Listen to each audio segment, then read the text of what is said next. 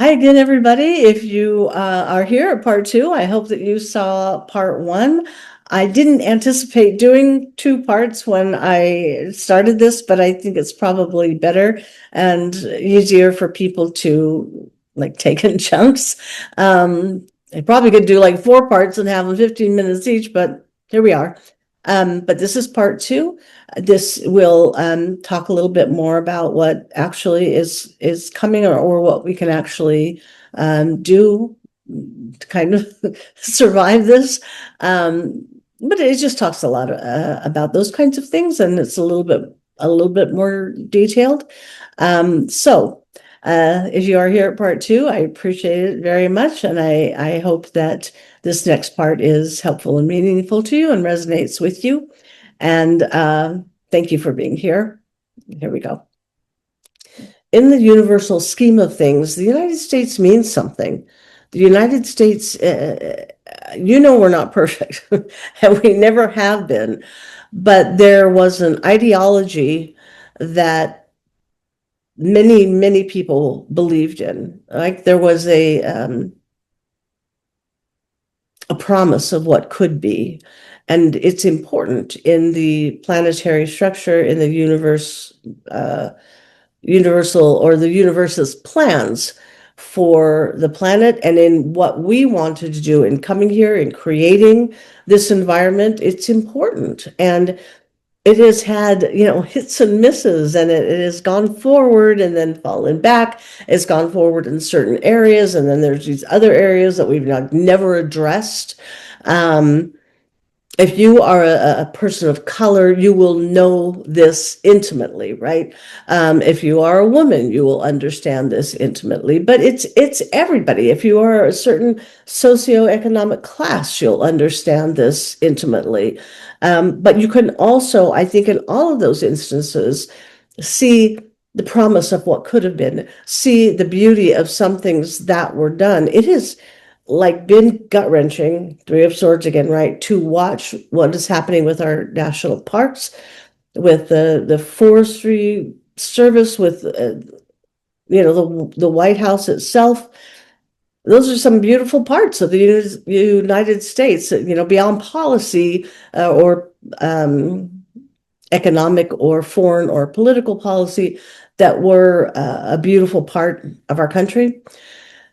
So there is this importance to it. Of course, this is worldwide, each country in its own way, but certainly the strength of the United States has always been the promise of possibility.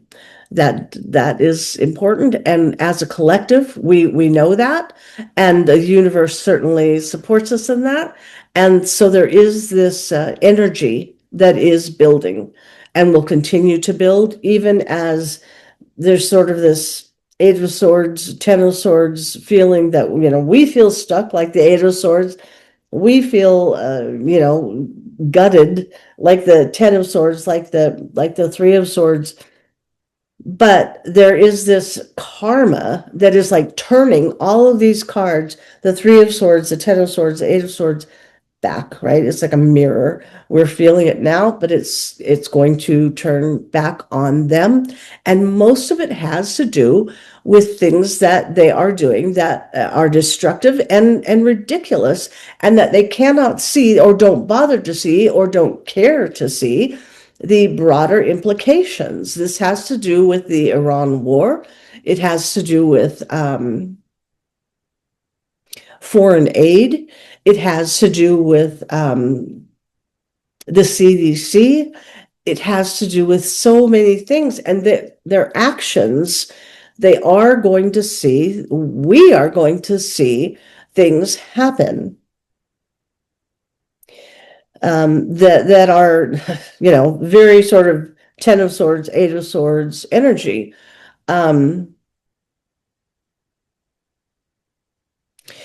The war in Iran doesn't feel finished, like it's coming to an end, but what it feels like is things happen and then they go back. They happen and they go back.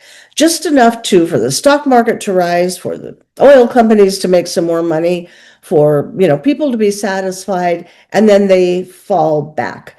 This has to do with other powers, like Israel, but other things too. But it's mostly a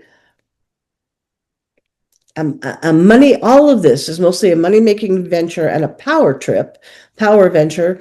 But it comes back, right? It starts to like go awry, and so then they pull back. So will the Strait of Hormuz open? Yes, and not very long before it does open. However, it will close again, and then it will open again.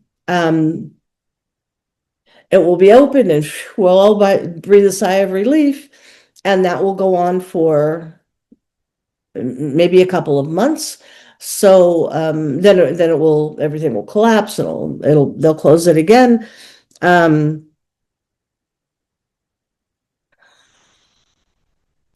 Any country, including Iran, China, many others, Canada, Germany, they're showing me, you know, Israel in its way,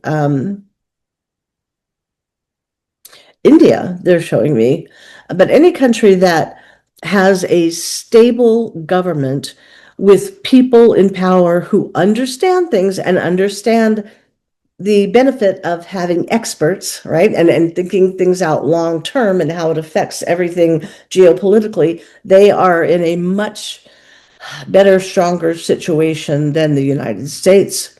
And so we are left in a position of just reacting or doing things that are just outlandish and then reacting. And that's going to continue in a somewhat sort of more capsulized, things that are happening. Certainly with the war, though, it feels that way. So yay, the strait will open, but it bounces back and forth. This goes on for a while. The elections, I worry about a lot, and we've got all these sword cards, right? The elections, because I worry about them being free and fair. There's a great deal of manipulation, as we all know, happening. And my guides said, don't discount the power of the people. There is an overwhelming response, and to try to thwart it, you'd have to be so openly corrupt, which they are, so we'll see. But it feels like the election may not quite be the huge blue wave that we want, that some people are expecting, that I worry about, because there is a great deal of interference and manipulation. But love will out. That's what they say. Love will out. There is a shift. There is a change in the Speaker of the House. There is a majority change in both chambers.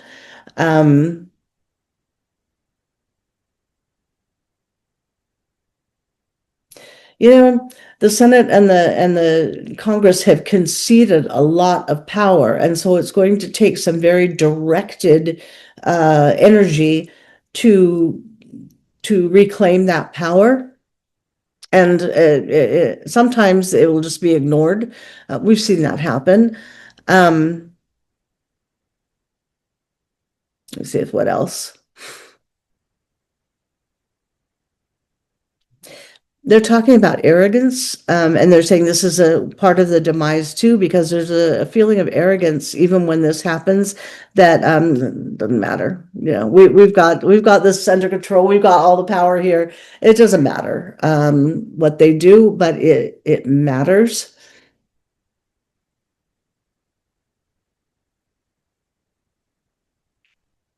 In years to come, they want you to know there's a rewriting of the Constitution.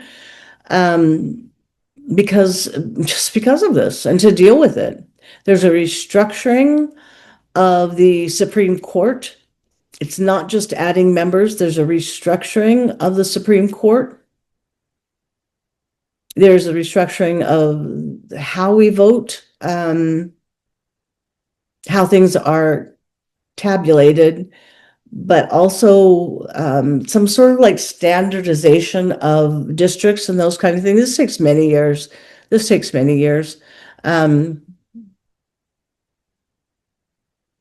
Many years. I would say 10 to 20 years, and beyond, but this sort of restructuring, rebuilding, 10 to 20 years.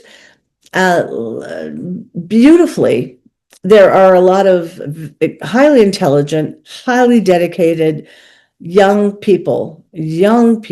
I mean, many of them are in their 20s now, who step forward and sort of willingly take on this work. And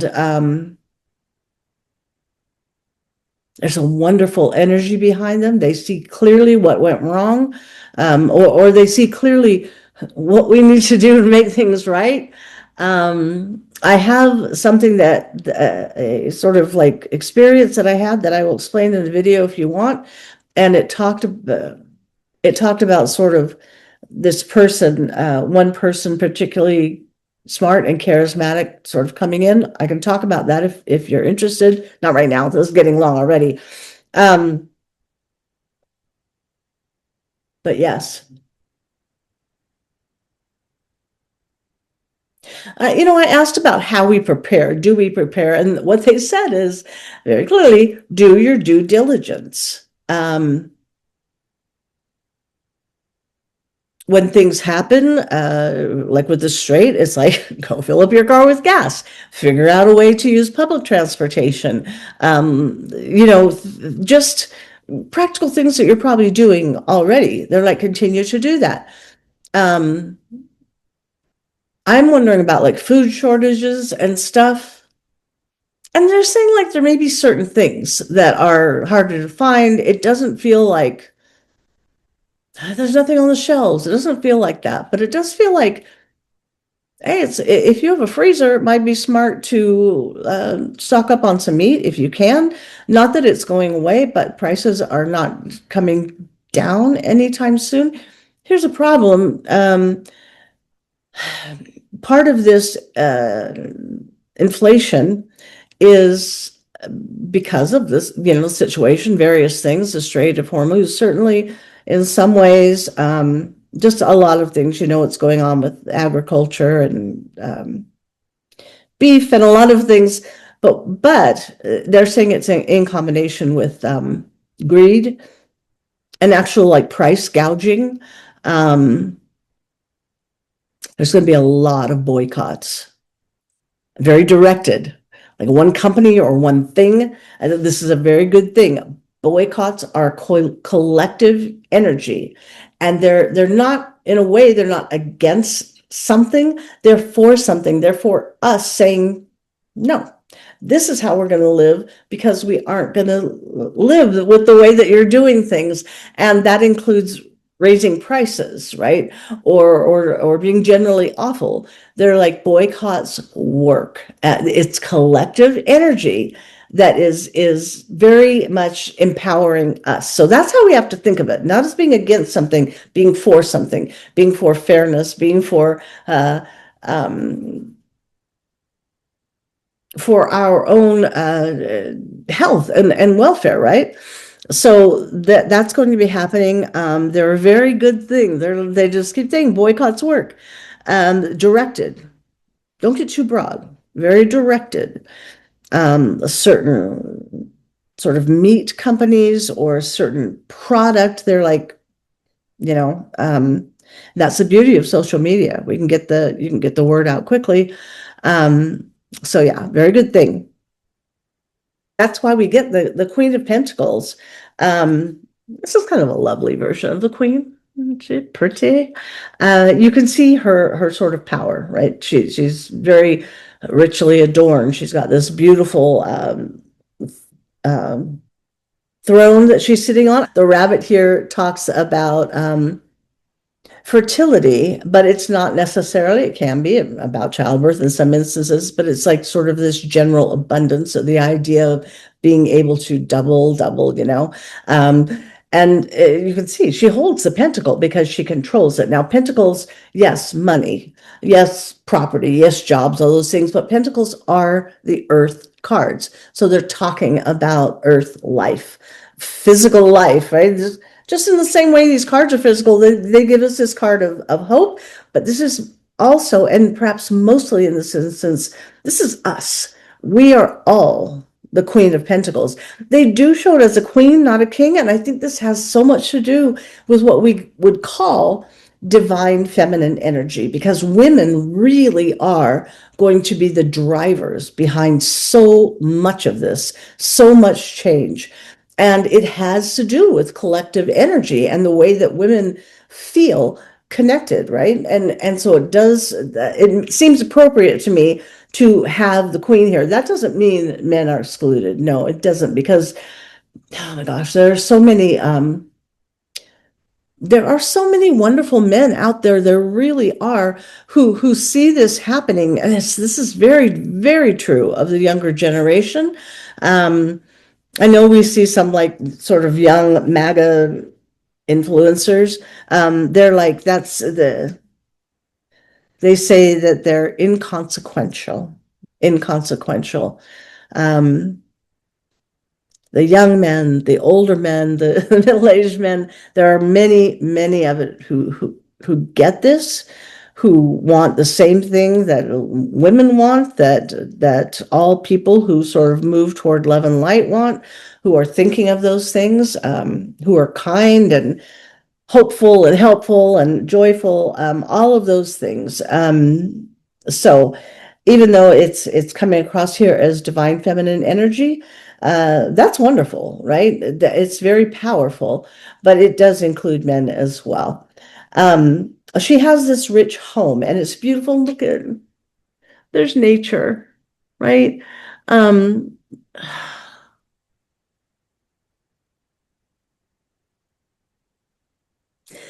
um, they say nature is more powerful than any one man or any one regime. There's a power there. We'll talk about that more in another video, because my sister Pam does animal communication, and I want to include her in some of this, because this element of nature and animals is connected and so important to our overall energy. So we'll talk about that in another video, especially if you're interested. But this is us. This is the Queen of Pentacles. And just as I said, like, love will out, that is the entire message. So my question, will the regime fall? It's like, yes. He may, and the energy on this can really change, and it might change quickly. It feels like it could be not quite this time next year, earlier a little bit, maybe February, where there is a time when it can collapse, but there's also quite a good chance that this person serves out his full term. There is a chance, because what I keep hearing, they're showing me Richard Nixon, and they're saying resign in disgrace, resign in disgrace. There's a really powerful energy of justice. That's karma. And this person would never like admit a wrong or want to resign, but many people around this person resign in disgrace. Like I said, there's this sort of offloading of all of their energy. The main person in question, we have a video about exit points that I did with my sisters. You might want to check that out, because it feels like next February is a possible exit point in more ways than one.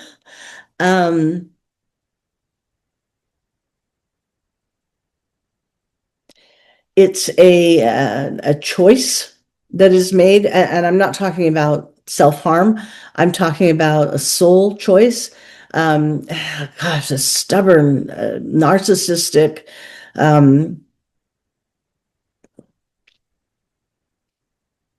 fearful energy in all of its senses that's in this person. It's just like, I would rather take an exit point leave physical life, that has to do with health, then resign in disgrace. However, that's a choice yet to be made. I think he might also sort of disappear for a while. That might have to do with health. I mean, we just don't see. Like it's hidden, like a kind of a Woodrow Wilson scenario, right? Where things go on and he's just resting. A small thing happened and he's just resting. But it's much more than that. That possibly could happen not that far away. But then there is even though we have a line of succession, there is a power vacuum within all of these people because they each have their own agenda. Very personal agendas. Yes, they have collective things that they want to do, but this is part of the thing. And that might be this big downfall that I see is, or like so many people leaving. So that could happen. It feels like the middle of the summer. Let's say there are possibilities and probabilities. This is a possibility. Almost, I don't know if it's a probability, but it's very possible that we could see that this sort of hidden away, but don't worry, he's directing from his bed or whatever. But then there's this sort of power vacuum. There's all this chaos of the elections, but they do go through. We do have the elections. People are elected. They do come into office. There's some machinations of trying to keep people out of office too, but they will. But they will. But this is in the midst of this power shuffle, which ultimately could be this exit point that feels to me like around February. But again, time, people have their own free will. That's what it feels like. Again, there's a possibility that that there's 3 more years of this, but that's a possibility. It doesn't feel like a probability. It feels like a weaker possibility than this other scenario. The chaos within and the backbiting and the infighting and the power struggles within the White House, but surrounding it, all these people that are jockeying for position and for power.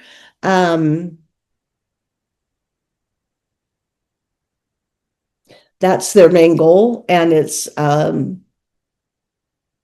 a foundation to build on, and they're very narrow-minded, and they're not thinking ahead. They're not seeing bigger pictures. It's very in the moment kind of stuff, and they're so bad at this. They're so bad at this, but that's because they're in the moment. It's just like me, and what do I want? How can I get this? And I don't care about the long term. They're thinking that they care about long term. They have broad. This is particularly of the tech guys. They have these bigger pictures, but they aren't looking at all the little things. There's all these little things that they're not considering, but other people are considering them. And it's going to be their demise is that they're so concentrated on personal power. Personal power is so, I mean, it's so personal, and it can never be stronger than the collective. And what's happened now is you have these people who have this sort of agenda, but within that agenda, everybody's striving for personal power. So it is a house of cards that's going to fall. They've each put up their little card, and it's not going to take much for it all to come tumbling down. And the biggest thing, the thing that really brings this is our collective energy and the things that we do to thwart this. And much of this has to do with the elections, with these sort of boycotts, with these collectives in different areas saying, no, we won't do this, or yes, we want to do this. We will respond in this way. States will begin sort of responding in various ways. They have already, but it's going to get stronger. That's this Queen of Pentacles energy. Let me put her in focus. And as their collective energy sort of dissolves because of all this infighting, because of the, I want to say, illness or incapacitation of their, dear leader, it just falls. It looks like sticks. It's like I say a house of cards, but they're showing me a house of sticks, like the three little pigs, because they each think that they're strong, like I'm the one, and it just kind of falls. And there's a lot that comes out, a lot that's exposed. The whole thing with like the Epstein files or that sort of thing, many years before we understand the extent of that. I feel like this main person and many of the other sort of people who were involved, who knew about it, who covered it up, many of them will pass, naturally, before so much is brought out, for better or worse. See if there's anything else they want to say. Remember your personal power. Exist in your personal power. Control the things that you can control, and send sort of love and light toward the things that you can't control, or the people who are good, who are trying to do good, who are trying to move us toward love and light. Send them love and light. So think about, like, imagine it actually sending sort of them love and light, and even to some of the people who are involved in this, because love will out, right? Love is the only absolute. Love is the most powerful force in the universe. It is the force of the universe, the power of the universe. So do that as you can. Be very practical. I want you to be very practical. Think of these things in any way that you can. Reach out to neighbors, help neighbors, cooperate with neighbors, how you can do things collectively with your friends, with your neighbors, with your family. There's a power in that. There's always a power in uniting together, and especially in love and light, because it's always more powerful than fear. And fear includes all those things like anger and hate and greed and violence, right? Those are all fear-based things. And so love is always more powerful. They're emphasizing this joining together with neighbors and friends and family, to sort of manage the times, right? Manage in these times. It's almost like a kind of a barter system. Like maybe it's carpooling, or maybe you have this and I need this, or maybe we could buy a bunch of this stuff and then divide it up, and it'll be cheaper that way. Or maybe you can come with me to Costco because I can't afford a Costco card. And so I'm going to take my neighbor who can't afford it, and we'll figure things out. We'll divide things up. We'll allow her to sort of be in on some of the things that we enjoy. This is really important. There's a power in that.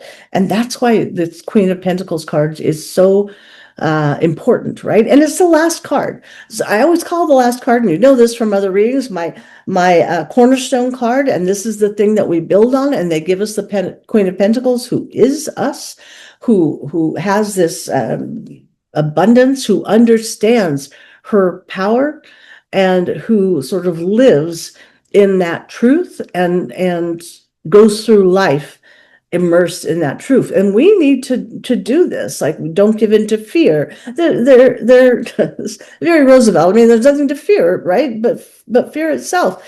Don't fear that at all, because it doesn't have the power that love has. And that's why they give us this card, to understand that, and to understand that, yes, we will, eventually walk through this door and into this sort of beautiful new beginning. I mean, it looks like a sunrise out there, and it will be a beautiful restart and rebuilding and definite restructuring and karmic balance. So there you have it. I hope this is helpful. I hope it makes you feel powerful as the Queen of Pentacles, because you are, and your life is your life to live, and your choice to make, and your power is within you, in your loving heart, your loving soul, your connection to the non-physical, the strength that you can gain through that, and the promise of tomorrow that we have to believe in. And there is a wonderful promise for tomorrow. We've just seen it. It's the Queen of Pentacles. That's fantastic, right? So rest in that idea, act accordingly, and many of us will be around to see a wonderful change, and many of us will, the vast majority of us will be around to watch karma in action, to see this net that I see over Washington sort of scoop people up and allow them to be dealt with in many ways. So some of them will be themselves, others will be karmic justice, some true justice, and some exiting the physical, taking an exit point, because it's easier to do that. It's an easier choice. Karma extends into the non-physical world, so it will, the work will take place there, but there still is some karma and some balancing here, and we can rebuild in any way we want. We're learning the things that we love and that we care about and that are meaningful, some of which we've taken for granted. And the rebuilding will bring back that beauty, that love, that hope. And some of the things that we've only ideologically believed in will actually become a truth. And that's something very beautiful to hope for. So again, there you have it. I hope this is helpful to you. We will have monthly readings for June coming up. The other couple things I talked about, let me know what you would like to hear more of.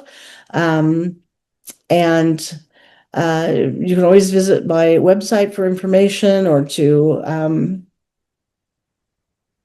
to sort of sign up for things that you might be interested in. I just have a space like on my website where you can say, oh, I might be interested in I think it says like learning more about the book, like going into depth. But I also, you can add that or put it in the comment or email me if you're interested in like tarot classes or anything like that, or certain things. Feel free in the comments.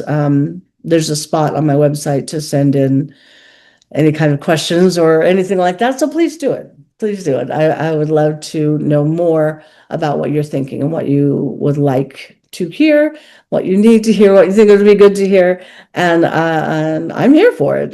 That's why I do these kinds of things, and I'm interested in them. So, okay. Until next time, I'm Kris, and I'm your Cardvoyant. I'm very happy you're here, and bye for now.